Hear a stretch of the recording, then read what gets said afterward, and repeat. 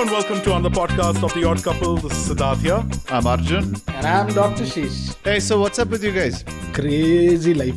Traffic is back to horrendousness. That's what it is. It's like, I think Bangalore just forgot about COVID. Everybody is on the road and it's worse than it was before. And at least I could deal with it before because I was so used to it. Now it's just like on an all new level.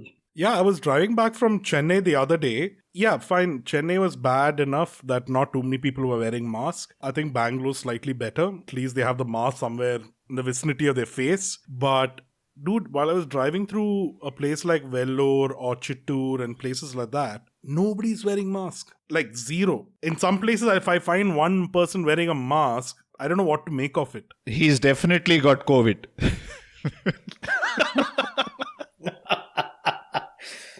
No, but you know what? It's not even the question of, okay, people are not wearing masks and forgot about COVID. Yes, on one extent, but we're all forgetting. Remember when this all hit and then everyone went to lockdown and while we're trying to get used to it, but there was this whole wave, no? Now we will be different. Everyone was going back to nature, living sustainably, small local communities, all peace and brotherhood, brotherly love.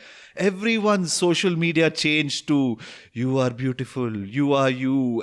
But no.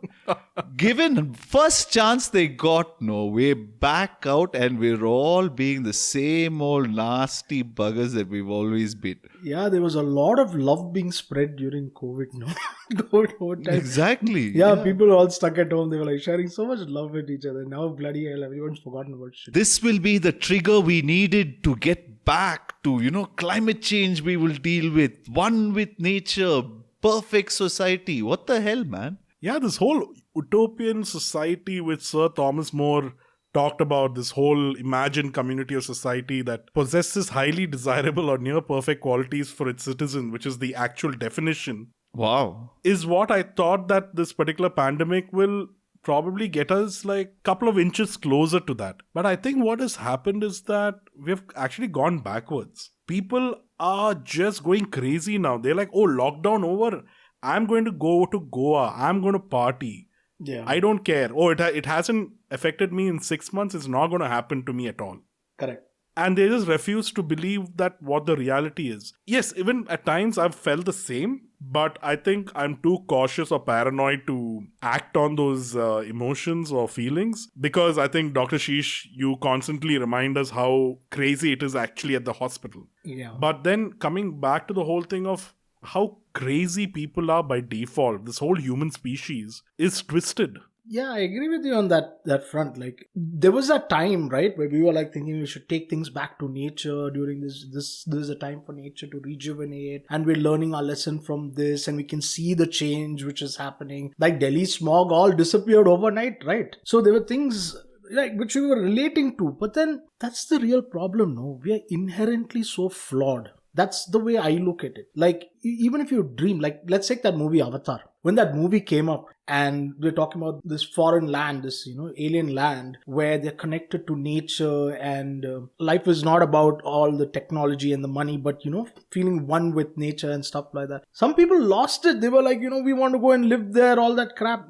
But it got me thinking that we had that at some point in our lives. We evolved from being simple people or animals and then becoming such complicated a society forming people. Why did we leave all that behind? So even if I give it to them right now and say, here's a perfect world, there'll always be that one guy who will come back and then stir it all back and take it back to that. And that's what's happening over here in this current scenario also, no? Yes, a couple of things. There is something about convenience. Second thing, I think it is all about having an extremely short memory. All of us have a very short memory. The last pandemic which happened was back in 1918, which was the Spanish flu. I think after that, we had bouts of smallpox and everything, which was quite bad. But again, it was so bad back then. I mean, I think the fatality rate back then was 20-30%, if not higher, closer to 50% in certain cases or certain places. And it was such a taboo, and certain things were rooted in that, which we spoke in the episode of traditions. We've all forgotten about that. And it's all about convenience, no? Who will go wearing a mask? Who will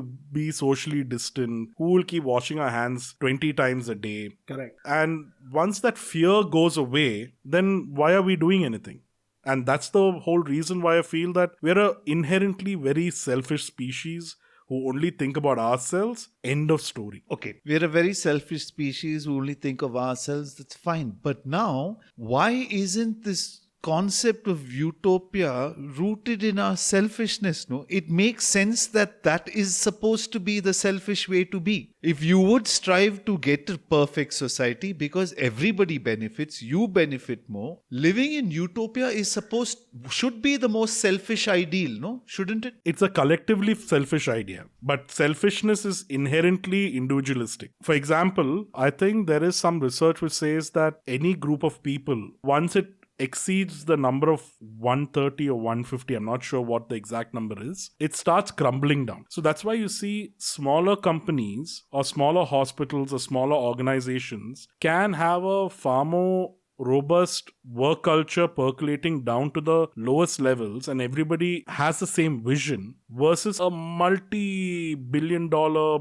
MNC doing the same thing becomes extremely hard because there is a huge amount of diversity. There's a different kind of problems which everybody is having. Right? So that particular kind of crumbles. But again, coming back to the thing, if it is only below 150 or 130, whatever that magic number is, then there has to be absolute harmony in our apartment society. But there is no harmony there either. Forget apartment society, our own families or extended family. There is enough dynamics at play. This is down to a lot of opinions, no, Sid?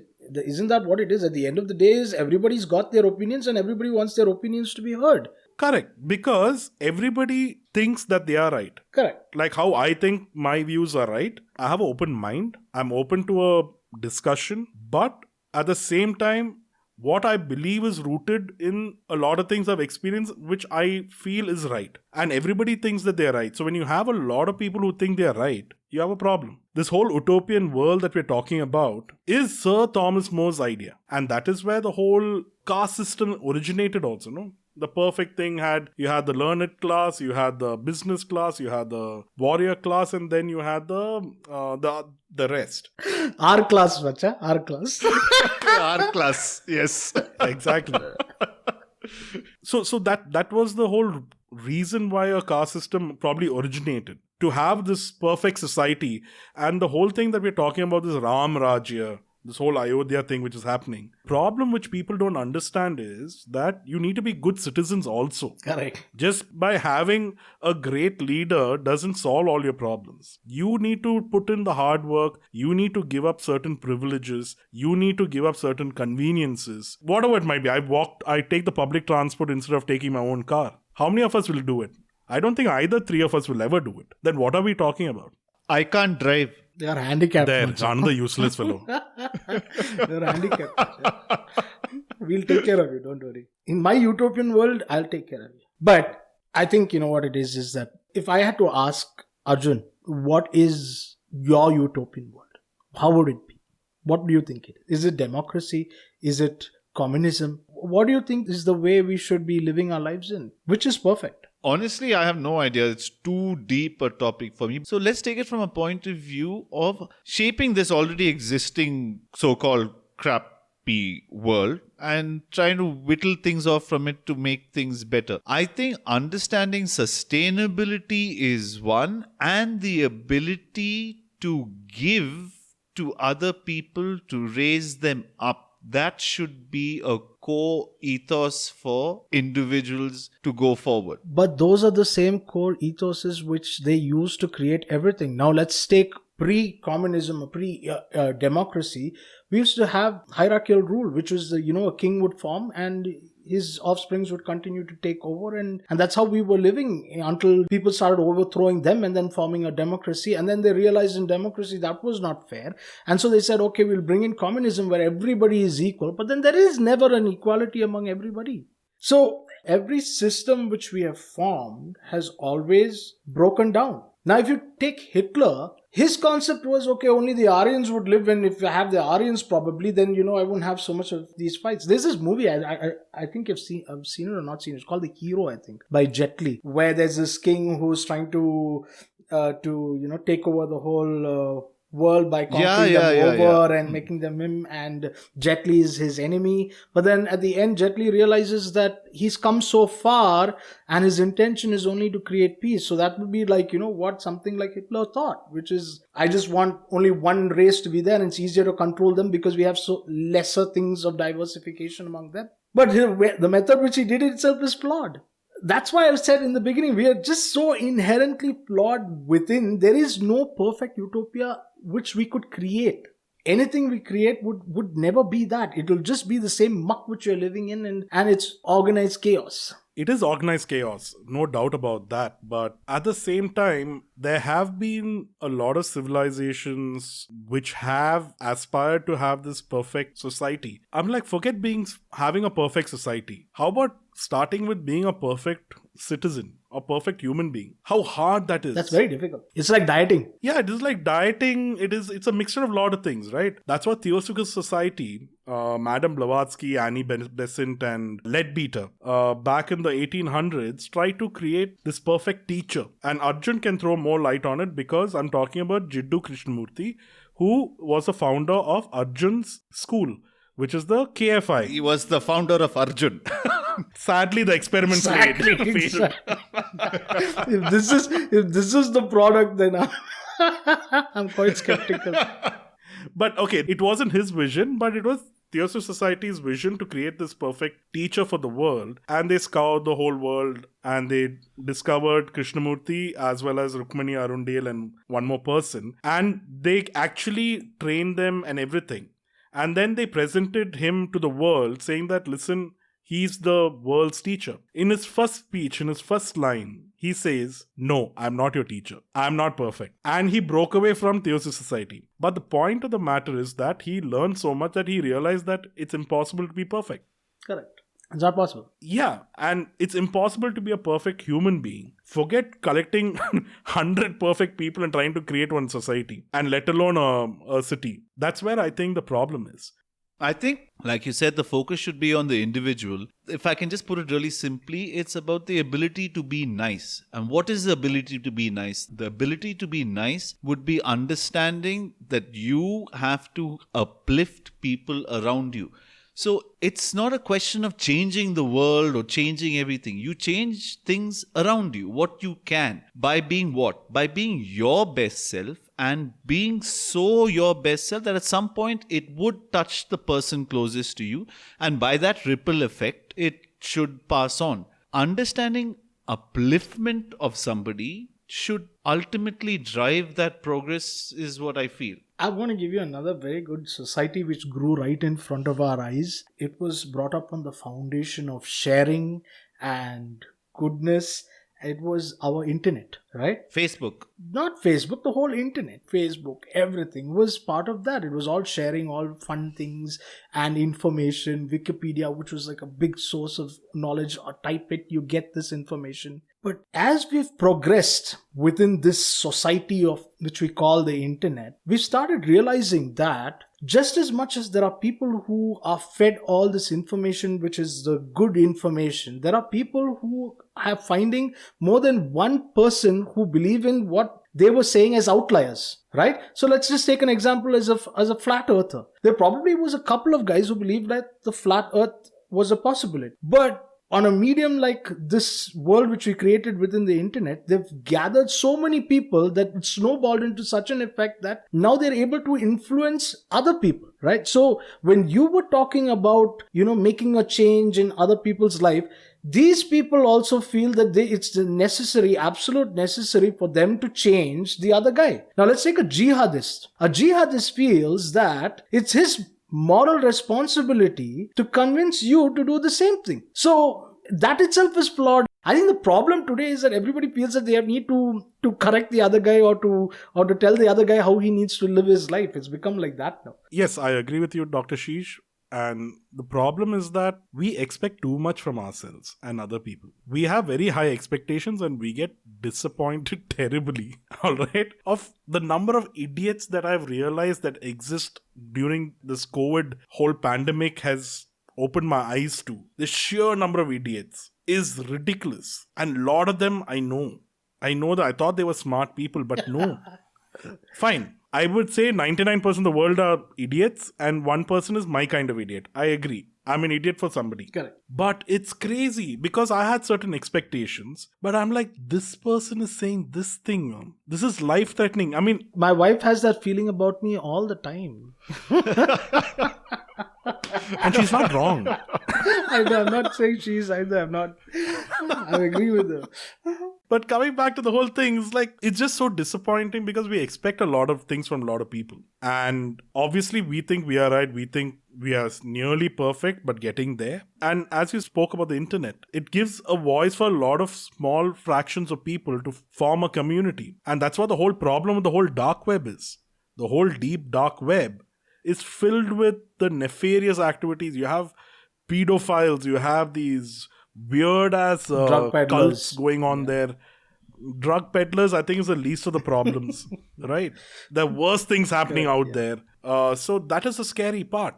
And I think this whole pandemic is a way of the nature fighting back, is the way I see it. Yeah, that's what I thought initially. But then I just think nature's given up on us since like, "Arey yaar, tum log to virus hi ho," it's like that. No, but look at it. In Andhra Pradesh, there's some mystery disease which has killed one person, 300 people hospitalized.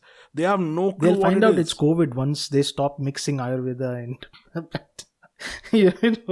I don't think so. No, I mean, we might have an issue with Ayurveda and all that, but this is still mysterious, no? I don't know. I don't know about this. I've not heard about it. No, but the thing is, they found out it was what everyone had in common was elevated symptoms of lead and nickel poisoning, but they have no idea what the source is. Whatever it is, I'm just saying that the nature has a way to fight back. Now, it might be floods, it might be earthquake, it might be a tsunami. It might be the stupidity which it's inculcating in our minds also. If it is about stupidity, all right, stupid people should have died during this pandemic. What I've realized is I've lost really smart and careful people and stuff like that are the ones who have actually lost their life. The stupid people are happily roaming around without a mask and enjoying their life, going for holidays and chilling out. It has nothing to do with stupidity, but we're still trying to understand this pandemic. It's just disappointing that the whole human species is a waste of time.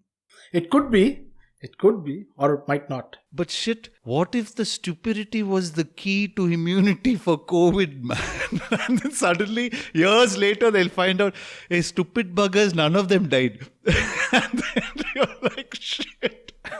IQ below a bucket of hair is the vaccine.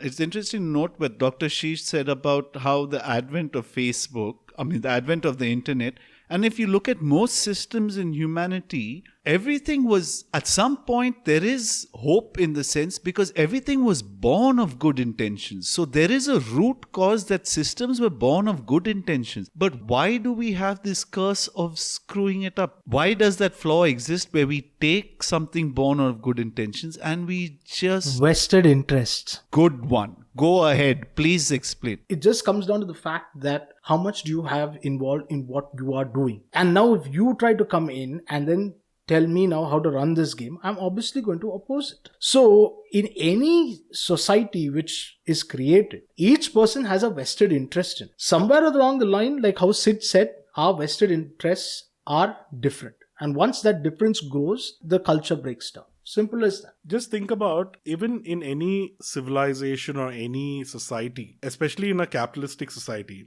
or in a democratic society, you have the 1% rich of the richest, then you have this broad middle class, and then you have this really bottom heavy poor people. Now this whole community will keep stretching to a breaking point. And that's what happened in all the great revolutions, whether it's French Revolution, whether it's the Russian Revolution, this huge gap between the haves and the have-nots, stretching and thing, and the frustration increased, and it kind of blew out of proportion. Now the way it went about after that, whether it went towards a dictatorial kind of a rule or a democratic or a military or whatever it might be, is irrelevant. It's just that the frustration grows and it goes into a twisted mode and the whole society breaks down, and a new society is sprung with new hope, with new vision, with new ideals, and that will take its own process. No, what you're saying is every time the divide between the haves and the have-nots grow to such a point, it will break. Now, if you take our generation, like from the last World War, And our parents' generation probably saw they were the post-World War generation. We never even saw that. We came into the industrial revolution of the 2000s where things were just going crazy. We saw the peaks, the heights. Now we're starting to see the lows. That's the way I see it. Like our generation was the one which forgot. Dr. Sheesh, what you said earlier, everything is in a state of chaos, right? Just look at around the whole world or around the universe. The universe started from chaos. There was a big bang and then everything settled down. A sun was formed, different stars were formed. Even stars has a lifespan. It has a period when it's stable. Then it swells up to a red giant and it explodes into a supernova, and then it collapses into a black hole. Now, there's a very natural progression in nature of a start, a middle, and an end. And even in a utopian society, I'm confident that is a utopian society possible? Yes. But will it last? Definitely not. I really love this. What you brought into the whole thing was ultimately everything is a cycle. So Yes. you might go through the great, and like what you said, is it there? It is there. But can we keep it? Who knows? But it'll go around and come back around. And we've seen it time and memorial over and over and over again. Exactly. It's cyclic in any example. Look at a forest. There is a monsoon, there is rain, then there's a dry season, then there's wildfire, and then everything dies, and then the monsoon comes back again, then there's a new life. So there's some method in the chaos. So here comes World War III. Be ready, guys. I'm 100% sure. And guys, I've seen it in my dreams. I didn't tell you that last time. Damn it. Bloody hell. It's quite nasty. Done. But I know a permanent solution to this though. We can stop you from dreaming if you want. Yeah, that's a permanent, good permanent solution. Yeah. No, an alternate permanent solution would be erase mankind. Erase this whole species. One species is destroying the whole world. This is how Hitler thought. That's my view. We can't be so drastic. No, Hitler thought, saying only I will survive, my white folks will survive, rest everybody will be killed. I'm saying the whole human species, this Homo sapiens, needs to end like right here. Only then there'll be some peace. For me, Sid, I'm not going to be so dramatic about it, which is, let's take the whole world out and I don't want to go there. I'm okay with what you said, which is, we're going to have ups and we're going to have downs. But while we're going through this, I just hope we just don't destroy each other. And I think we've done it for the last 200,000 years. We've done it where we have come from and where we are today. I just hope we just don't end it with something drastic like what you said. That's all. Give the world a chance, no? Give the world a chance. But my problem is if you have thousands and thousands of nuclear weapons hidden somewhere, where this has to go somewhere, no? And you have somebody like Trump with his finger on it. I have 43 days. I have 43 days left. I'm pegging my hope on an asteroid. Sid, you should stop dreaming, dude. That's my only thing. Yeah, okay. Yeah. Okay, guys, there's nothing to scare you guys or think. Yes, I did dream that, not the asteroid part, but the World War III part. That doesn't need to be an excuse for you guys to be mean to anybody. Call a date out. When do you think the World War III is going to happen? Do you have a date? I have no clue, but I know I was in Besanagar, and that's in Chennai, and I wasn't a soldier. I was just a civilian running away. Okay, that's great. We just have to ensure you never get to Besanagar. That's all. You stay in Bangalore forever and ever. Thank you so much for tuning in, guys. This is the Odd Couple Podcast. Do like, share, subscribe, and keep commenting and giving us feedback. Keep the chairs alive, guys. See you on the other side. Bye-bye. And let's burn this planet down. No, don't do that. That would be a dumb idea.